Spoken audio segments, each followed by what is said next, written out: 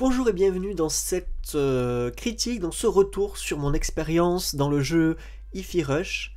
Hi-Fi Rush qui est un jeu Tango Gameworks sorti le 25 janvier dernier sur Xbox, sur Steam aussi je crois. En tout cas moi j'ai joué sur le Game Pass. Beaucoup de jeux que je présente sortent sur le Game Pass dans le sens où bien que je ne sois pas forcément très amateur de ce type d'abonnement, il faut dire que quand on voit le prix des jeux de manière générale, c'est une bonne solution en fait pour jouer à des jeux à moindre frais et surtout pour avoir un catalogue varié et pour pouvoir toucher à plein de choses.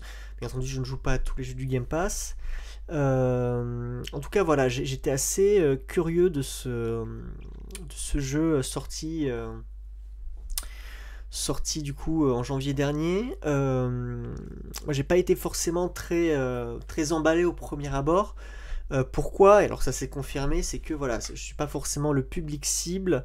L'esthétique un peu BD, ado, le côté un peu puéril, voilà, je suis pas forcément très réceptif. D'autant que même dans ce narratif-là, dans cette esthétique-là, je trouve qu'il y a des moments c'est très puéril, c'est pas très bien écrit.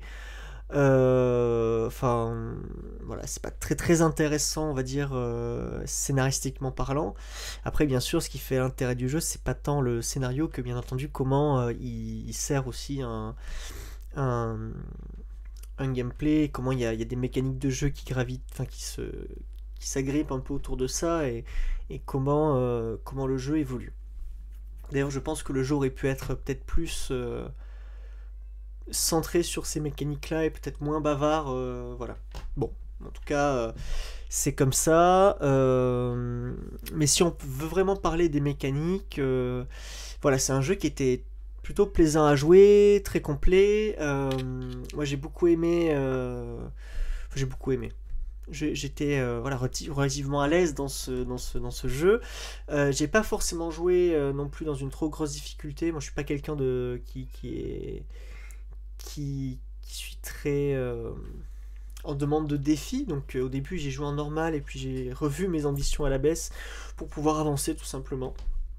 Mais voilà, c'est un jeu qui est très complet où le gameplay s'enrichit vraiment, les mécaniques s'enrichissent au fur et à mesure. Donc c'est vraiment bien. Et après moi ce qui m'a beaucoup bluffé dans ce jeu c'est le visuel, les graphismes.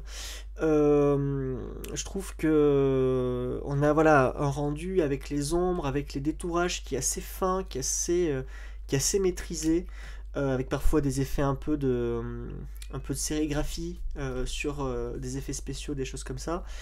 Sans que ce soit trop plat, sans que ça empêche de bien percevoir les. J'ai jamais été vraiment perdu en tout cas, j'ai jamais été gêné par les graphismes.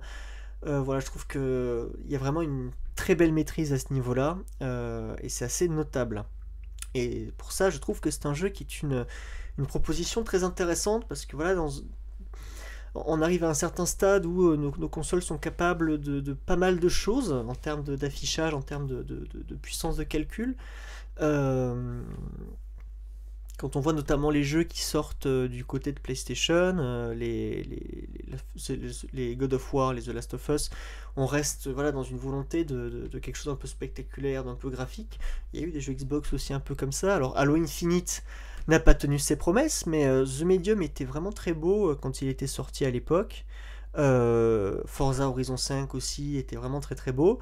En tout cas là, c'est pour ça que j'aime bien aussi certaines propositions qu'on peut avoir du côté des jeux Xbox ou même juste des développeurs indépendants bien entendu qu'on va retrouver un peu partout. C'est voilà, des propositions visuelles qui se démarquent un peu.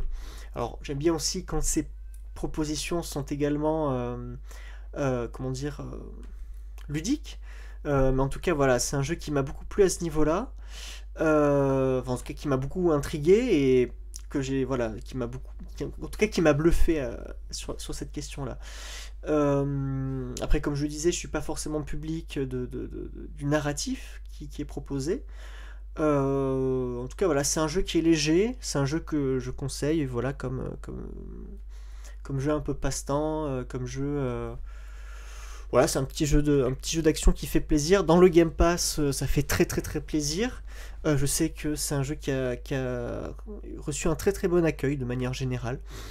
et je ne vais pas aller à l'encontre de cet avis général parce que voilà, honnêtement, c'est un jeu qui se défend bien. C'est pas le jeu du siècle, c'est pas une claque incroyable, mais voilà, comme je disais, je trouve que il y a quelque chose qui est très maîtrisé visuellement, que le jeu est assez agréable. Et voilà, le petit point négatif, c'est plutôt la question de l'écriture, le scénario qui est un peu puéril, parfois peut-être un peu bavard.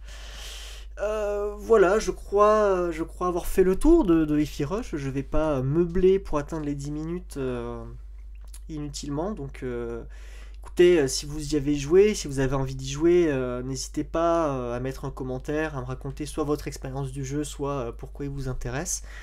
Euh, N'hésitez pas à vous abonner. Donc en plus de quelques critiques de temps en temps, je commence à faire des petits podcasts sur des sujets de société. Pour le moment, c'est un peu polémique, ce sera peut-être un peu moins aussi par moment. En tout cas, j'essaye quand même d'aborder des sujets de manière un peu posée, un peu voilà, un peu sérieuse. Donc voilà, abonnez-vous à cette chaîne, à mon autre chaîne plutôt artistique éventuellement, ça peut faire plaisir aussi. Et à bientôt.